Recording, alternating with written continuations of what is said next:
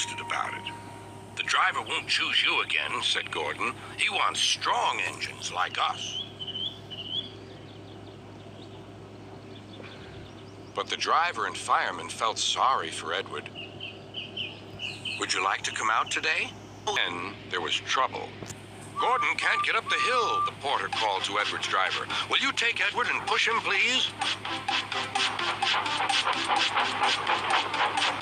They found Gordon halfway up and very cross. His driver and fireman were and boasted about it. "The driver won't choose you again," said Gordon. "He wants strong engines like us." But the driver and fireman felt sorry for Edward. "Would you like to come out today?" Then there was trouble. "Gordon can't get up the hill," the porter called to Edward's driver. "Will you take Edward and push him, please?"